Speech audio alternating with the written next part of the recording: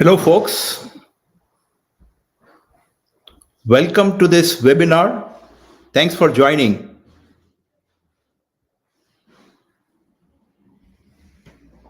Good morning, good afternoon, good evening, wherever you are calling from. So I know this is Sunday. Thanks for joining on a Sunday. But this is a very important session. I have been doing research for a few days, and I have to share a few things which I think you would really like it and find it useful. So thanks everyone for joining. I see there are quite a number of people have already joined, so that's good.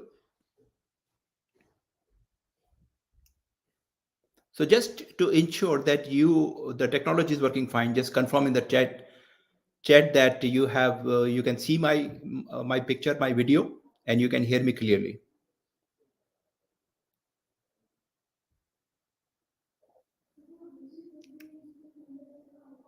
Okay. So just to give you the full background, this weekend I have been traveling, and I'm calling this session from California, where I'm visiting my daughter.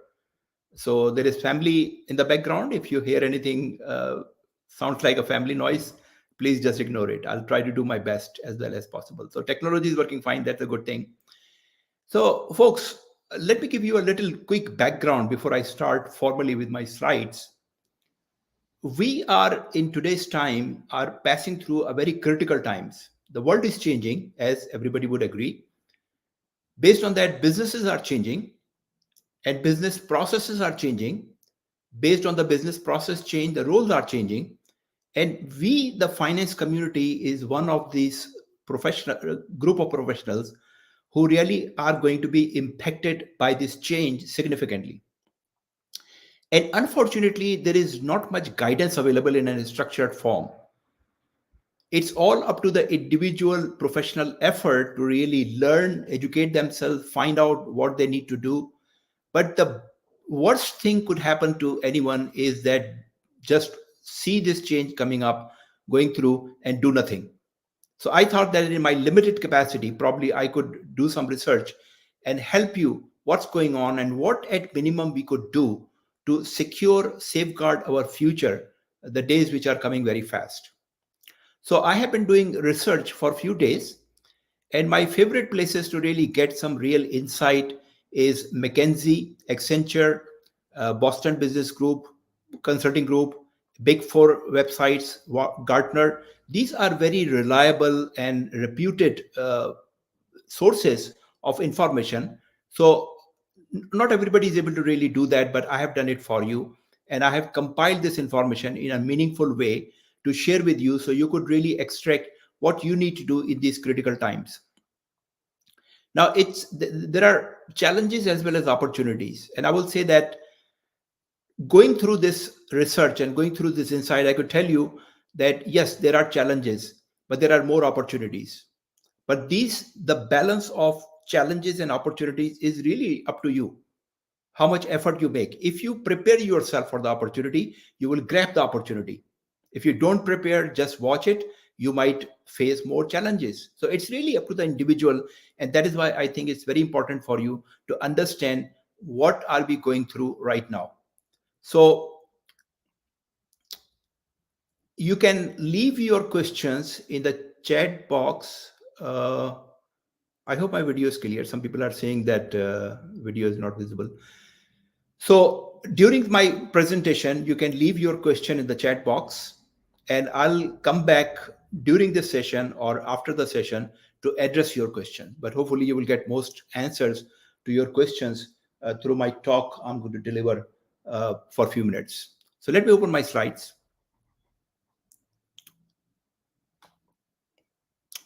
And I hope you could see my title slide, which I have been using to announce about this webinar. So this is the theme of this talk we are going to do today. And as I said, that McKinsey and few other top consulting websites are my favorite sources. So I got some good information, good stuff from McKinsey, and they did some research how finance skills are evolving in the era of artificial intelligence. That was the topic they tried to explore and provide some good answers. So everybody knows that we are passing through the era of AI. It's everywhere. And it's not long ago, it's only 2 years ago, we started with this AI revolution through the chat GPT, and now the whole world is involved into it. So my talk specifically is focused on the skill set for finance professionals. So I hope that most of you are from finance and you will find this quite useful. And if you read this slide on your screen, you could say the next sentence is, in a world of advanced automation and AI, people skills are becoming differentiator for finance professionals. So there is some confusion. Some people think that, oh, because we are in the digital transformation age, I need to learn a lot of technology. And one after another, they are trying to learn more and more technology. That's not the solution, basically, at least I could say, for finance professionals. So this is, I'm going to explain with some clarity that what you need to do. Okay, so current landscape, just a recap. What are we observing? What are we going through? So rapid technological advancement, this is not new. This has been happening for a few years, or I would say over a decade. The pace is only accelerating. But AI tools, this is relatively new. Use of AI tools is rapidly increasing. ChatGPT was introduced to the world by end of 2022. So it was 23 and now 24, close to 2 years that we have been observing all this rapid acceleration of the AI tools. And generative AI is quite new, and that is becoming a fundamental part of business process. Now, through the publicly availability of ChatGPT and now a lot of other tools, I hope that everybody has experimented a little bit themselves that what this generative AI tools could do. And based on that, you could imagine or develop the imagination yourself that what could be possible. Now, for businesses, this is very interesting because businesses could save a lot of money very rapidly by using these tools. So I wrote a blog a few months ago where I realized that now by using ChatGPT a lot in my daily work, I have saved literally 3 to 4 hours every day. So imagine if these tools, these technologies are incorporated into the business processes, how much money they could save. So it has become very interesting, and more businesses are adopting it very fast. So because of that adoption, there are changes in process happening. Business processes are changing to use this technology. And because of the change in those processes, the roles are changing. Probably if there is in an organization, there is an FP&A team of 10 people or 15 people based on these new technologies, they don't need 10, 15 people. And that is the biggest savings on the surface. Now, there is a talk of really utilizing or reallocating those people to something else, but that's a second question. First question is that how much money you could save from a business point of view. Or changes in roles require new skills. Of course, everybody would agree with that. The roles are changing, they require new skills, and that's what we are going to talk today, mainly about the skill needs or requirement for the finance professionals. So look, this one picture you see on your screen, probably this would give you a good reflection or idea how many tools are available now. It's only 2 years that we first encountered ChatGPT, and now you could see there is a variety of tools and applications available in different areas. So every day there is a faster and faster advancement, more and more specific, addressing specific needs. So businesses are finding is very useful for them to really adopt it. And there is not much cost involved.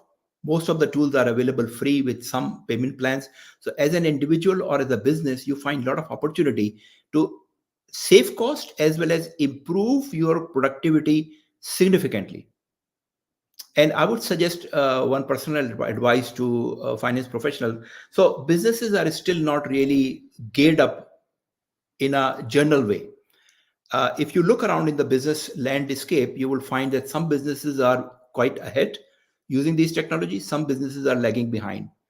And those who are lagging behind, still do not have clarity how to use this technology in their business processes. So based on that, they have advised their employees that, look, guys, you should not use these tools and you are not allowed to use these tools. Here is my advice. And some based on that advice, some professionals even did not really develop some learning to use this tool. Here is my advice today, based on the situation today and based on what has happened and what is going to happen. Every one of you must try to use ChatGPT or any other similar tools. If you don't learn it, it would be quite too late for you to really catch up. So don't deviate from the advice or the instructions from your employer. If they don't allow you, don't use on your work computer, but in your personal time on your personal computer, you must start learning it. And look, once you start learning it, you would realize that how useful it could be in your business work. Use it. Don't use it on work computer, but do some work on your own during the off time and use that output in your office work, because that is going to significantly enhance your productivity, and not you're not using your business resources and you're not using their data. But it is a must now for everyone to start using at least at the personal level. Otherwise it would be too late. Now this picture or this graph is from McKinsey, and it look a little complicated, but let me explain it for you. So McKinsey last year did a very comprehensive study of the overall impact of generative AI in the world. And it was very comprehensive. That report is still available somewhere. But I took this one slide which shows the overall global impact. If this technology continues to progress and this technology is used by almost the entire world, this is what happened at the global level. So you see three bars and you see two set of numbers. So starting on the left side, 11 trillion to 18 trillion is the amount of money based on the things which were going on before generative AI, based on the artificial intelligence, the technologies that are available. Then there are a lot of use cases for use of generative AI that could save 15 to 40%. In terms of the dollar amount, this would be equivalent to 2.6 trillion to 4.4 trillion. But the next improvement, which comes from the incremental economic impact because of the use of the results of the productivity improvement, that's substantial, 35 to 70%. Overall, if you focus on the last bar on the right side, that is what the potential of this generative AI technology is: 17 trillion to 26 trillion. It's massive. So even if you doubt these numbers, whether it's possible or not, just half them. Even there is 12, 13 million, trillion savings. That's substantial for the world. It's going to change the world. Just to give you some reference points, US economy is $22 trillion. Japan economy is $5 trillion. Indian economy is $3 trillion. That's what a trillion is. And this is McKinsey.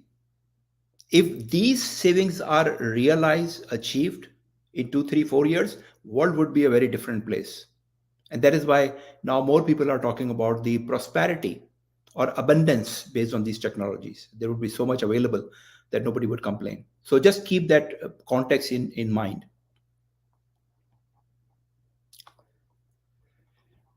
This is a very specific scenario for finance professionals. So these are the use cases. And again, this is also from McKinsey. And what they are showing, so on the upper side of the chart, pay attention here, please, so you could understand the overall thing very clearly. This chart on the upper side have two dimensions. On the bottom, horizontally, it's feasibility, area of ease of implementation. So yeah, technology is here, but how easy, how feasible it is to implement. That's one criteria. On the vertical side, it shows the value creation, how much money, how much value is being created. And when they plotted these use cases on this chart, you see this light blue and dark blue dots on this chart. Now just take a quick look on the scenarios, the use cases in finance. This is specifically finance. So pay attention here. Starting from the left side, cognitive decision making. big savings, big opportunities. And if you look at the fine prints, scenario and response planning, augmented revenue forecasting, marketing and competition monitoring. These are the big savings in this area. Then you have another list of use cases under adaptive performance optimization. The next category is autonomous performance monitoring. Next category, data centric investor relations. Then the last category, predictive cost and risk control. Now, if you have used ChatGPT or other tools at a personal level, I think you can understand that at a business level, if you apply these technology in a formal way, re-engineering your processes, changing the role with new skill set, how much money businesses are going to set. So finance is going to be impacted by these technologies a big way, big way. So those people who are doubting that, yeah, I have seen that happening in the past, nothing will change. You are absolutely wrong. This time it's very different. And every day we are getting more information to confirm that this is already changing the world. So this is specifically finance. There are 25 use cases which are going to change. Now, let me clarify one more thing. The people who are in those organizations, mainly in a third world countries like India, Pakistan, or Bangladesh, or Middle East, and they feel also, depending upon the nature of the organization, how progressive they are, when they don't see anything happening in their organization, there is tendencies to believe nothing is happening in the world. Nothing could be bigger mistake than this one. So if your organization is not doing anything, if your organization is not making progress, don't think that the world is not moving. The world is moving very fast, especially in the developed part of the world, North America, Europe. The organizations are making very fast progress. And you could just look at these reports, all the big four at the global level, McKinsey, Accenture, how busy they are with these things. If these things are not happening in reality, they would not have time to really pay attention to it. But if you could do some research on your own, you will find a lot of stuff is going on with this top technology firm, because a lot of work is coming in front of them as potential business.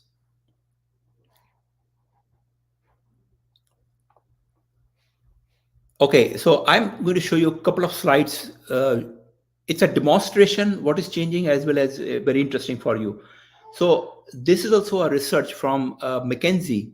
What they did a study over 2 years.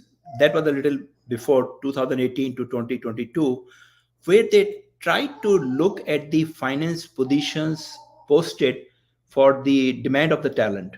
So if you look at the fine print, there is they mention that source of this information, analysis of finance job posting in 80 publicly available uh, data sites or job sites. So they look at these 80 websites for jobs, and they look what are the requirement for finance professionals, and they try to identify what is changing. So here is what is changing during that time as far as the requirement or skill requirement concerned for finance professionals. So this first group of skills is related to the finance subject matter expertise, the conventional, the traditional thing: accounting, audit, tax management, treasury, financial reporting, accounts receivable, accounts payable. What is the change? Only 1.3%. Only requirement is 1.3%. The next group of skills for finance professionals, again, which is drive financial compliance and excellence through technology.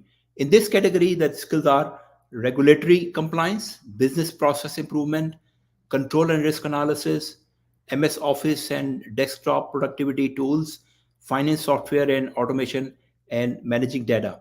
The change is 3.2%. Now you see a big sharp increase in the regulatory compliance. Now regulatory compliance, yes, it is related to the historical compliance we need to do with SEC and other organizations, but this is more like the new changes are coming up. So one very important trend you need to understand, that with this technology is really coming very fast, and they are getting involved in each and every process and function, regulatory agencies or organizations are waking up. So one example, which I think that happened about 2 years ago, the European Union GDPR requirement. GDPR requirement was related to the digital use of the digital information or use of the personal digital information. There was a new law. So new laws and new regulations and new requirements are coming very fast for businesses to follow, to protect the data, to use it right. Now, finance would be dumped with these compliance requirement. So when we say that there is an increase in regulatory compliance, it's not about the traditional requirement, but it's a new requirement coming up, which means that finance professionals need to really learn, develop, educate themselves very fast with the new regulations, because they would be responsible for the compliance of that new regulations coming related to the digital world. Next group of skills, third, this is generating financial insight to drive business impact. Here you see planning and budgeting, problem solving, stakeholders management, analytical thinking, matrix and business drivers, forecasting, and external investor management. Again, a good increase, 2.5%. But what I want to show you, the last category or the fourth category, which is basically leading self, teams, and organization. Communication, leadership, collaboration, teamwork, teamworking, management, and coaching. Look at the increase, average 7.3%. So there is a shift. The bottom line of these four slides I showed you is that there has been a shift in the marketplace by the employers or hiring managers or recruiters, that they are not asking for the old traditional finance skills, but they are asking for the soft skills or the new skills related to the new technologies. So that trend is very clear. I think nothing would really demonstrate that clearly, which these four slides based on the McKinsey research are available. So keep these things in your mind. I'm just building up the case for you so you could appreciate the need and intensity of the change you need to carry forward. You need to execute by doing something different. So finance is going to change a lot. This slide is from Gartner about the future of finance. So they are showing top 5 priorities for CFOs, which means top 5 priorities for finance. Quickly, number one, leading transformation efforts. So finance, more than other functions, is considered a function responsible to lead the transformation effort. And transformation is a big term, which includes a lot of things, but this is for finance. Number two, evaluating or improving the finance functions, strategy, and design. So, again, businesses are expecting that finance has to change. Even those CFOs who are not realizing, businesses leaders are expecting the finance to change, because finance cannot continue in its old form and fashion and design. Number three, improving finance metrics, insight, and storytelling. Now, this is a big one, but this is also going to be part of the finance portfolio. This is related to data analytics. Every one of you have heard about the prescriptive and uh, descriptive and analytical uh, capabilities coming through the data science field. So with that significantly large availability of data, big data, finance is again expected to provide better insights, better stories. So that's number three. Number four, leading change management effort. Of course, this all requires a lot of change management. And finally, number five, optimizing cost. As I showed earlier, that businesses are already achieving significant savings. Cost reduction is a big thing. And again, finance would lead it, as well as productivity improvement, significant. So if you just think of these 5 areas, they are going to dramatically change the organization's performance in near future. Now, some people say that, oh, I have seen the different level of computerization. I've seen when the PCs came, when the mainframe came, when the ERP comes, and yes, change was there, but it was quite manageable, easy. Look at this chart. This is a broader view of how the adoption rate are accelerating, which means that humanity or the business world somehow are able to accept the new technology faster, which means that every new things which comes, people are more comfortable to adopt them faster. So when ChatGPT came, that was again November 2022. It took only a few months or a couple of months that the number of users crossed 1 million and 10 million, and then I think now almost the entire world is using them. So when you look back and say that, look, I have seen that happening before and it would be the similar, you are wrong. Because if you look across the timeline, the behavior of users is changing very fast. We are, as individual as well as business professional, somehow are more comfortable to accept new things and adopt in our life or in our business life. So keep that factor in your mind. This is another chart from I think this is Boston Consulting Group, and this is about the role of finance function in future. So future of finance.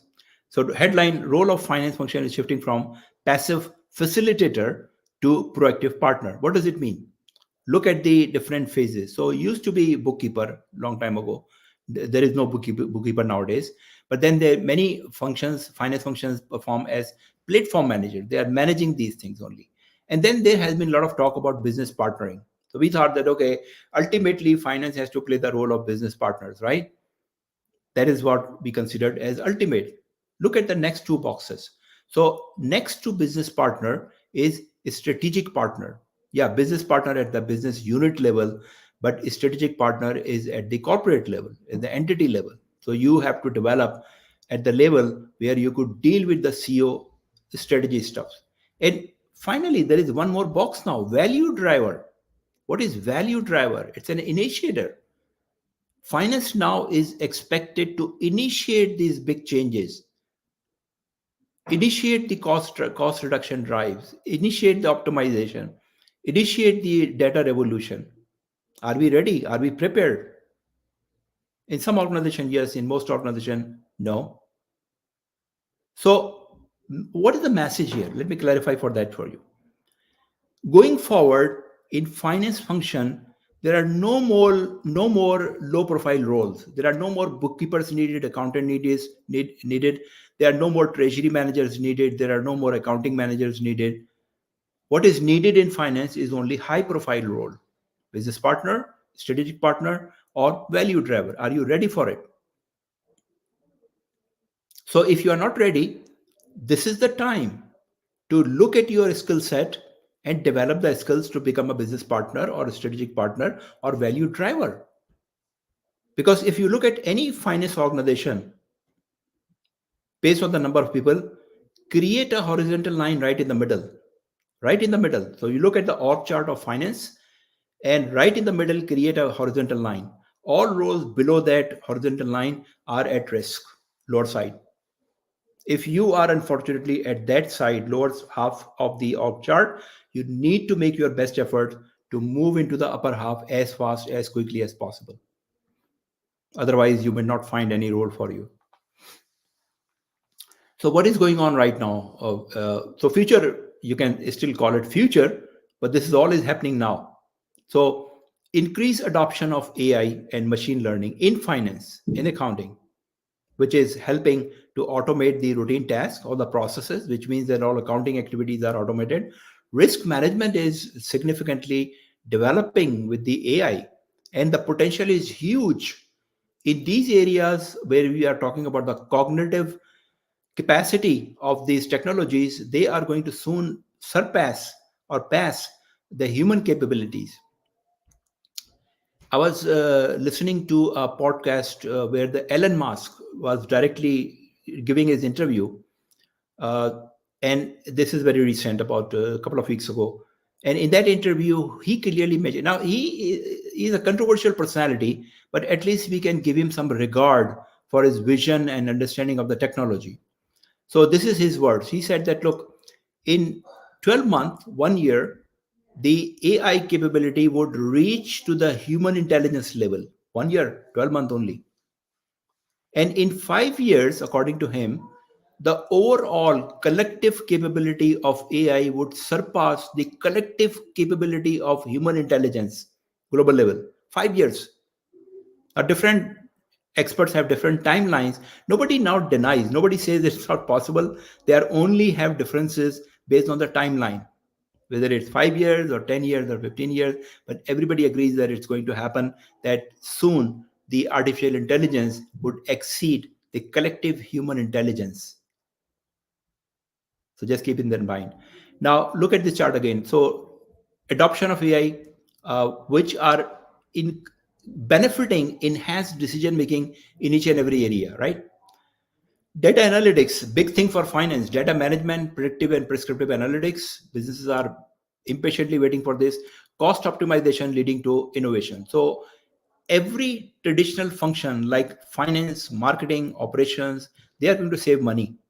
And with that saving of money, there are more resources available to do more R&D, to more M&A, to more experimentation, which means that there would be new things business would be experimenting, and finance again is expected to help in those innovation. So more innovation, more investment in R&D, M&A, and finance again is expected to monitor and support and provide guidance to the business on these new things. On demand real time reporting. So it's no more periodic closing or periodic reporting. I think there would be a dashboard available to most of the managers that they would press a button and on a real time basis, not monthly balance sheet or quarterly or annual. Whenever they need updated real time, last to the minute, they could just do on a press of a button and then shift toward a strategic advisory role. So broadly speaking, what is change in the finance is more like an strategic advisor. There are no more bookkeeping or there are no more number crunching. Business finance professionals are expected to provide an strategic advisory role. Think of this and see that what you need to do to get into that role, or do you have the capacity or capability ever to get into that role or not. So, as a general rule, we were talking about this soft skills and hard skills. So, a general rule up till now was that look, soft skills, as you move upward in the organization, you need more and more soft skills like leadership and communication and team collaboration, etc., and more at the technical side. Now, the world is really changing so much that it really is a hodgepodge. We cannot say that you don't need technical skills at the higher level and you don't need soft skills at the lower level. I have been using this slide to explain what is the difference in the digital skills and the human skills only until last year, where I said that look, when you talk about the digital, it's only about speed, accuracy, and memory. These are the three basic functions on which they are built. When it comes to the human capability or human skills, it's much more and quite varied. So in human intelligence, we've had the common sense, intuition, reasoning, judgment, creativity, critical thinking, belief, passion, emotion. They no robot, no machine could really do that in the foreseeable future. Only last couple of years. Today, think yourself how many things the machine can do, this generative AI could do. Common sense to some extent, yes. Reasoning, very well. Judgment to some extent. Creativity, yes. Critical thinking, yes. Beliefs, probably not. Passion, probably not. Emotions, there are experiments going on where the robots are being trained on emotions. So look, if I refer back what I just said about Elon Musk saying that 5 years is the max, where the collective AI intelligence would exceed collective human intelligence, which means that robots are able to do all these human skills. Now I don't know what will happen then. I'm only focused on this until that point is reached, what we could do to survive and still progress. But these are very alarming progresses coming up. So let's focus now on skills. So in this slide, this is from EY actually. So all data I'm sharing with you are reliably sourced from some of the very highly respected websites or sources. They are saying adaptive skills are expected to becoming more in demand over the next 3 years. Adaptive. So what is adaptive skills? Look at the nature of these adaptive skills. Analytical thinking and innovation, creativity, originality, initiative, critical thinking, complex problem solving, resilience, stress tolerance, active learning, technology design, reasoning, problem solving, etc. Right? You got the nature of these skills. These skills are not soft skills, not hard skills. They are something in between, which means that solution going forward is not about soft skills or hard skills. It's about the adaptive skills, and adaptive skills also demand and require you to keep an ability or capability to change yourself, to adapt to the new requirement, unlearn and learn, unlearn and learn. That is what is really required in in business world, at least. To emphasize this point, I have three quotes to show you, which is very important to really understand and digest. So let me read it for you. This is from EY, because this will really help you to understand and identify what type of skills you need to learn to prepare yourself for the future. So EY said, effective adoption of digital technologies requires behavior, mindset, and skill shift. It is not enough for companies to have the technical expertise to make use of technology. They must also have the skills to apply those technologies as broadly and strategically as possible with critical thinking, creativity, innovation, problem solving, ideation, etc., to find and extract every bit of the value possible. This is the difference between doing digital and being digital. Message is very clear, I think. So those of you who think that probably you need to learn blockchain, you need to learn some AI only, you are mistaken. You need to combine these skills with a high level of maturity and soft skills. Let's take another look at another quote.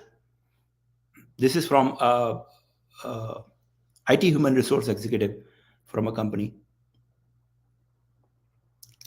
Yeah, sorry, this one. So what this person is saying, digital operations executive in an oil company, we are not trying to necessarily build people who are amazing at blockchain.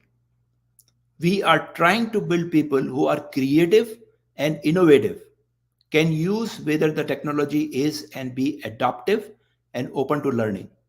Again, very clear message, right? Third quote, with the pace of change of technology, you are going to look for people who are able to adapt. That's why adaptive skills. If we are making data more readily available to people, then you are going to want people to have analytical skills who can draw conclusions from the data to make better decisions faster. I think that nothing could be clearer than these three quotes explaining what you really require going forward. So what guidelines are available? This slide is showing top 10 skills provided by World Economic Forum. That was back in 2023. And in that report, they have a very comprehensive exposure on the change in skills. And the conclusion was that these are the 10 skills. If you look at these nature of 10 skills, again, analytical skills, creative thinking, resilience, flexibility, motivation, curiosity, etc. Now, what they did beautifully, they tried to categorize these skills into different categories. So if you look at the bottom glossary, they said the cognitive skills. So the green circle, a small circle, are basically cognitive skills. Analytical thinking and creative thinking are examples of cognitive thinking. But then there are self-efficacy skills, which means self-productivity, self-evaluation, self-control. These are the skills in blue circle, blue color. So resilience, motivation, curiosity, these skills are required for you to control and manage and discipline yourself. Then there are management skills. Then there are technology skills, are purely technological, like technological literacy, or technological acumen, those type of things. And working with others are more interactive skills, right? Now, I'm not sure if this 10 skills you could look and really develop yourself. You need a little bit more deeper understanding based on the roles required or the output required from the finance professional. So I did some more research. And what World Economic Forum has done, and I advise each and every one of you, please go and search for the skills taxonomy, skills taxonomy from World Economic Forum. Now, this is actually a tool available publicly. So when you search for skills taxonomy, World Economic Forum, it will take you probably this site, which has a beautiful structure or tool created for these skills. So what you are seeing here in this chart, let me explain to you quickly. It starts with broader skill, and broader skill mentioned here are basically skills, knowledge, and abilities. The first top line you see, right? That's one type of skills. The other type of skills is attitudes. What are attitudes? Attitudes are behaviors. I think earlier we did not understand the nature and the critical requirement and importance of these behaviors. Today it's very, very important. So you could pick and choose. This tool would help you to pick the areas which you want to see for your personal customization of the skills need, right? After these two broader skills, there is another category which says that there are cognitive skills, then there are technology skills, then there are self-efficacy, and then there are working with others. The four categories in the second column. You further go deeper and you find more specific skills. So under the cognitive skills, you have creativity and problem solving. Under technology skills, you have networks in cybersecurity and artificial intelligence and big data. And under the self-efficacy, you have the motivation and awareness. Then you have curiosity and lifelong learning. Then you have dependability and attention to detail. Then you have resilience and flexibility and agility. In the bottom side, working with others, you have empathy, active learning, and teaching, motivating, coaching, and leadership and social influence. This category is key. So what I did on behalf of all the finance professionals, because I think I have a better understanding for overall finance roles requirement as far as the skills are concerned. So I tried to use that tool and customize it to finance professionals. So you will, for most of you, this is the chart which really requires you to look at and see where you need to learn these skills. So starting with the two categories, then four subcategories, then this one column from the one before from the right side are basically 10 skills. These are what is required by most finance professionals. Now, even to next level, these 10 skill categories, this column, they are further subdivided into sub skills level. So you could see that, look, if it is creativity and problem solving, do you need to really go for creative thinking, then analytical thinking, then systematic thinking as well. Now, in this tool, it also has a glossary and explanation or definition. So you could really understand that when they are suggesting something like system thinking, what does it mean? And maybe when you see the definition, you will understand that, yeah, I probably need to learn or I don't need to learn. So you could customize to your needs. But this is basically, if you don't want to do any further work, then take this chart and adopt it as your guideline moving forward, developing skills for your future roles. That is very clear. Now, the other thing I mentioned earlier, and it's not about individual skills. So based on what we have learned so far through the different quotations and different examples, that it is not about one skill or two skill. You cannot say that, okay, if I am lacking in the problem solving, I just need to learn problem solving or creativity. It's a combination of the skills. So you need to learn problem solving, some generic tools and methodologies, but also need to learn about the business. So everything would combine with the business knowledge.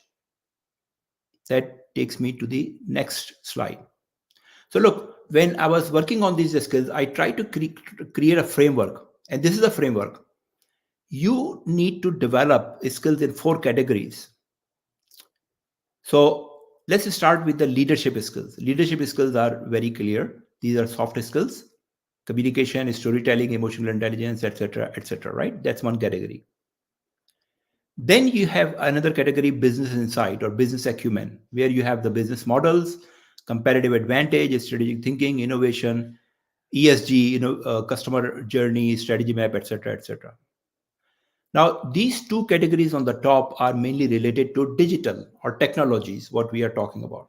So, in this case, you have one area, data analytics. Now, it is very clear now that finance has not been able to develop these skills in data analytics because there was no big data, there was no data science, so we did not pay attention. It was only structured data, limited way. Now it's very clear that going forward, big data is a big thing, and data analytics, which include the data management, data science, data strategy, predictive analytics, prescriptive analytics, data visualization, data driven decision making, is a very, very critical component of finance function. So based on that, we already in our CFO program at Mecca Academy, we already included a big module on data analytics. There are 12 sessions being taught by Dr. Prashant, who is an data science expert. Now, the other category on the upper left side is digital acumen. So data analytics, especially from finance point of view, because you have been responsible for providing the insight for the business to decision support, but you also have to understand the overall digital landscape. So digital acumen is related to understanding automation and ERP, cloud computing, RPA, Internet of Things, cybersecurity, fintech and blockchain, etc., etc. Now, to really prepare yourself for a senior finance role, I would say all these areas are very important because you could have an skills in storytelling, but storytelling is one way of really delivering a talk, but you need to have insight into the business. If you don't understand business model, your storytelling is useless. If you don't understand the customer journey or customer experience, you cannot really create or work on your adaptability skills. All these skills you are seeing here, they are in total, I would say 30, 35. They are complementary. You cannot say that I would only work on the leadership skills and don't worry about the business or data analytics or digital acumen, or I would just develop some digital acumen and don't worry about the business and leadership. It's not going to work. It's a combination of these four categories. Now, you could miss one or two here and there, saying that I already have some expertise, but you need to work on this framework of skills. So that's my conclusion of my several days research, is that this is the guideline for you to really follow for your developing yourself as a finance professional profile, which is ideal for future roles. Let me show you a couple of more slides. Okay, so some professionals are feeling that, look, nothing is happening in my organization. Let's wait. If something happens, they would tell us, they will provide the training. Well, they probably would not provide the training unless it is a Fortune 500 company, because they don't have resources. So this chart again shows what are the companies are using a variety of strategies to address changing skill needs. So when it comes the time and business see that this solution is available to me to save money, they will jump on it. At that time, they will not have the time to train you or train employees. So you need to really be proactive and develop yourself before it's too late. Don't wait for the employer, because most of the company in third world or Asia Pacific or Middle East or India or Pakistan or Bangladesh, they are not going to take those steps proactively. So in this survey, it was asked about employers that what are you going to do to get the new skills. So 40% said expect existing employees to pick up skills, which means that they are expecting they would learn themselves if it is really needed. 51% look to automate the work, which means people would not stay. 41% collaborate with other business or organization to get the work done. 27% retain existing employees, only 27%. 29% hire new permanent staff with the skills relevant to new technologies.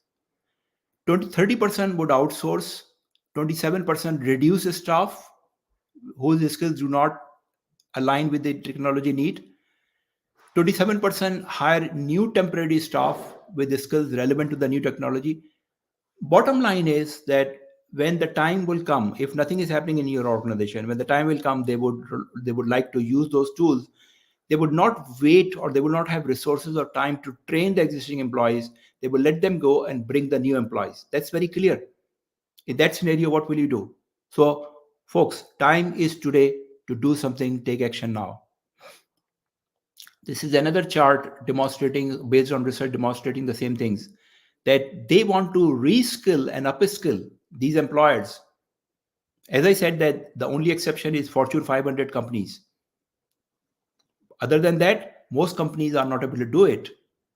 And challenges are competing priorities. They don't have time for it. Difficulties prioritizing area of focus, the limited time needed to reskill, lack of funding, resistance to change, blah, blah, blah. These are all the reasons confirming that probably employer would not take action to train or develop employees for future. It would be the responsibility of employees themselves to develop themselves and prepare for the future nature of work. So what could you do? What are your options as finance professionals? So many of you say, okay, let me just enroll myself for some trainings or some other things available in the market. Be careful. This is a different stuff. It is not, we are not talking about the learning which you could go to a 2 days training on emotional intelligence and come back after 2 days. Okay, I have become an expert in emotional intelligence. It's not something like that. The research is very clear. If you look at this slide, especially with the adult learning is very different. And I learned that 20 years ago.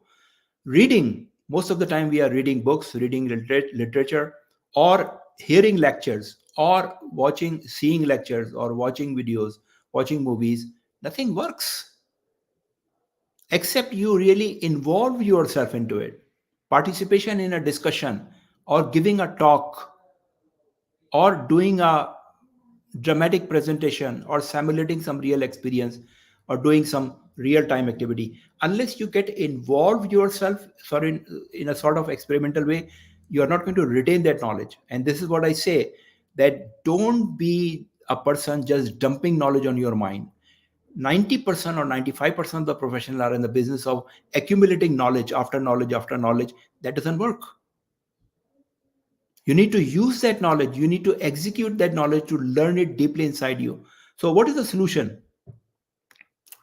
Solution is what we have been already doing, because I learned it long time ago. So in this slide, this is the, I called this is influential leadership model, ILM. And in this model, if you could follow me from the bottom, it starts with your knowledge. Of course, knowledge is the input, knowledge is required. You take the knowledge, and through different ways and means of digesting that knowledge, through the discussion, through case studies, through some joint assignment, through some peer-to-peer discussion and debate, you basically internalize, and that becomes your mindset, which means that you need to learn the knowledge in such a way that it is internalized in your mind. It becomes a mindset. It goes inside. So now it's a different game. If you again look from the bottom, it's not only about the knowledge. You have the knowledge, but then you take that knowledge, and through a case study, through a debate, through a peer-to-peer discussion, you internalize. And once you have a mindset which is aligned with that information, you are ready to execute. What we do extra, that before you really jump on your communication, because most of the time you would be executing or delivering these skills through your communication, right? So communication becomes the window to opportunity. But be careful. Before you jump on the communication, you need to develop your personal brand, and you need to develop your relationship. Because if you have a good personal brand and you have a good relationship, communication becomes a lot more easier. And not only that, with your mindset, with your different tools available to you for learning, you also develop an strategic thinking mind. So you are not really talking like an ordinary person. You have the knowledge and experience and involvement and interaction, that you could develop some strategic ideas. So now you are communicating with with your knowledge, with your mindset, with developing into strategic ideas, and also using your relationship networking and personal brand to make it very effective communication. That communication with that much resources and effectiveness is only going to create influence on other people, and that should be your criteria for success. If you could influence other people around you, that should be the criteria of your success. So we follow this model in CFO Academy.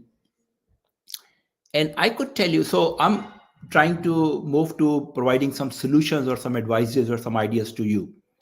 So the same framework I talked about, and that framework is basically an evolution looking at what was available for finance, what is changing, and how could we really develop a framework.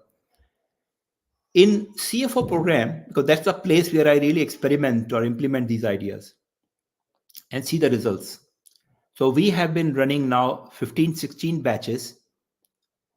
We are starting 17 batches. On every batch, based on the experience and learning and testing, I have changed the curriculum, I have changed the methodology, I have changed the ideas to make it more and more effective.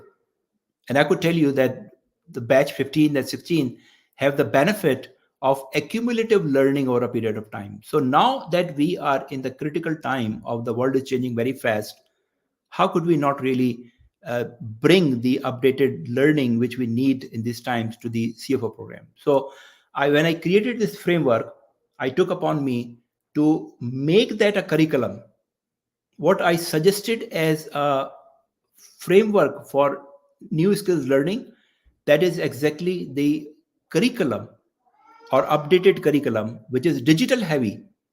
We did not used to have digital coverage at all. Then we included data analytics. Now we have data analytics and digital acumen. Almost half the program is all digital. And not only digital, we are not going to give you lectures. This is going through the case studies, the simulations, the peer group sessions, and we have experts available to teach that knowledge. And then in the same program, so think of this, 12-month. Imagine that you are going, this is very intensive. So it's 12 months, every week we have 2 hours live session as well as other activities. In 12 months, you are going to cover these 32 topics. And different experts are going to teach you. Then you have the case studies, Harvard case studies, Harvard simulations, peer group sessions, interactive discussions, all these things to develop an ability that as a senior finance professional, when you go and make a presentation to your board, it's not only about communication and storytelling, but also it's about your strategic thinking. It's about your deep insight into the business. It's about your understanding of the technology, how the technology is working, how the technology could work in future. When you combine all these skills in your mind and develop an ability to execute and deliver and talk, results comes. That's exactly what you need. And what if you could do that in 12 months? So I'm not suggesting that you come and enroll into the CFO Academy, but find out similar model, find out similar framework being taught by someone. And I could tell you, it would be very hard to find out a similar model. So let me I'm finishing my presentation and then I'll jump into the questions. So look, I teach, this is my expertise. Leadership and strategy is my expertise. So I teach all these myself. And Dr. Prashant Southkill, I think many of you know, he's a leading data expert today, leading data expert. And we have been successfully able to bring him to our CFO Academy to teach data analytics. And this coming batch 17, I'll bring one more person to teach the digital acumen, and I'll teach the strategy and leadership. Look, if you have best of the best talent available to teach you these things in a very intensive manner for 12 months, and you have the also to network with other people in the similar journey, what better solution you could find? And if you find, please let me know. So just to conclude, what action you could take. So this is the strategy stuff I teach. I mean, this is 18 strategy books. I have more than that, but at least 18 books I use to create the strategy lessons we use in this program. And then we use the Harvard case studies, all sessions on weekend, peer learning and networking. This is a very important part. All sessions are recorded and available for playback, so you could really strengthen your learning. NASPA approved. So those of you who are interested in really developing or accumulating your CP credits, that's NASPA approved.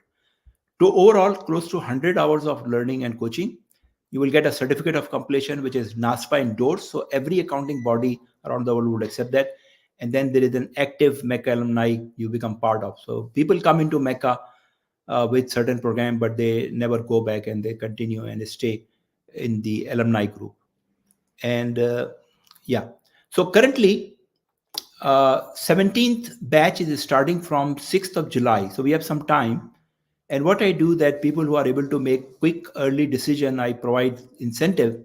Incentive is that the program value or the fee is close to 3,000, 2,939. But we offer early bird discount, pretty heavy, pretty attractive. So right now we are running early bird discount, two options: pay monthly fee. So monthly fee is 290. If you go for with the early bird discount, it's only 195. Or if you pay one time, is 2,939. But if you pay one time, it's only 1,989, less than 2,000. And once you join the program, you could have 30 days testing the program, test drive, and 30 days start only after the first session. It's not that we are counting that today. But on top of this, so look at this chart, these two price options, very attractive. But on top of this, what we have offered recently, that just for $100, if you are still not sure or you think it's too early, just for $100, you can lock in your price. So if you pay $100, you would be confirmed to provide with the early bird pricing. And then the next payment would come only 1st of July, just 5 days before the program starts. So this option is been there for a while and it will go away this week. So if you are really interested to make a commitment now because you don't have much time, then at least go and pay $100 and book your seat as well as book the early bird discounting price. That will give you a saving of $1,140. Pretty attractive. And I think that's all I have in terms of my slides. So let me jump back to the questions if there are any. And I see a lot of comments here.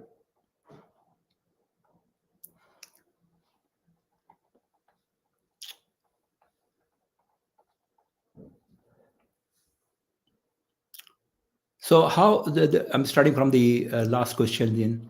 How can individuals effectively navigate the modern job market, ensuring they choose the right skills for career development? So I think, Kesar, I have tried to provide you answers for that. That look, it's very difficult to predict what roles would be there, which organization. We don't have that level of clarity. That things are evolving very fast, and the only thing you could do, look at the future in a broader manner and try to see that what skills would be relevant, what skills really I would be able to apply to different roles. I don't know, even CFO role would be there 5 years from now, 10 years from now, or not, I don't know. But I know the finance function would be there and some responsible roles would be there which you could target. But right now you cannot target the roles, you could only target skills you need to develop. And in terms of skills, it's very important you pick the right skills, because the one constraint you have is your time. You cannot learn each and everything. There is a limitation. So you need to be very careful that in the limited time, what you need to learn, which would provide you the highest level of ROI. Okay, then we have how many case studies do you throw in? It depends, but I think there would be at least 8 to 10. If you include simulations, even more than that.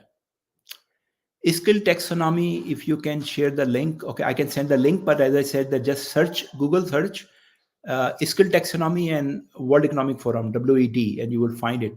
It's very highly visited website. Okay. Then I have big numbers, but mostly saving will make rich more. Yeah, okay. That's political debate. I don't want to get into. Okay.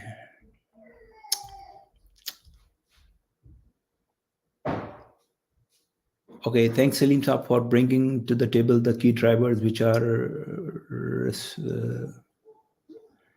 finance accounting. Well, I would like to gather how MECA program will help the upskilling.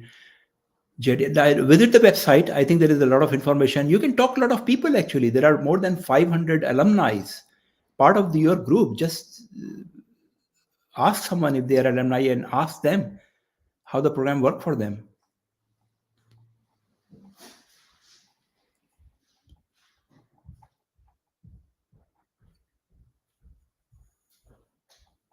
Okay, I'm looking for more questions.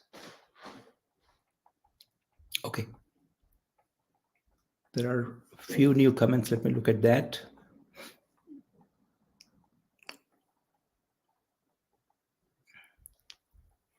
Is this course suitable for middle management? Is this course is suitable for any level? Because there is so much you would translate that in terms of your career requirement. Look at the framework, spend some time yourself, look at the framework and look at the grouping of the skills and see that if you are early career, you are basically investing in yourself early, which means that you have a long period of ROI rest of your career. If you are in the middle, that probably the best time for you to invest into it. If you are late, still whatever time is ahead of you in a highly competitive world where there is more and more competition on the skills, you would enrich yourself. You would be at a competitive advantage by doing this program, right? So we have a limited capacity. We are not running this at a mass level. It's only me and a couple of other people. So if you go and complete this program in the next 12 months, you will have a competitive advantage compared to other professionals. And I could tell you, I'm not aware of any other school or institution which are offering a similar uh, curriculum. So it's a unique curriculum you will take advantage of. Uh, Richard, thank you for the compliment. And please share the link of the website, like taxonomy. Okay. Is it suitable for other professionals like supply chain? Look, this program is targeted on the or designed for improvement in leadership, strategy, and now technology. Now, the only we call it a CFO program, but the only thing we don't teach in this CFO program is accounting and finance, because most of the finance professionals are overeducated in accounting and finance, but not educated in leadership and strategy. So that's what we try to cover up for them. So leadership, technology, strategy could be applicable to any C-suite level role. Now, uh, since we have a majority of followers in the finance, most finance people come, but I have instances where people from the other discipline have come to attend this program and found it very, very useful. I would say yes. Question to your answer, yes, it's applicable, and you need to see the curriculum and see how could it benefit for you. Okay.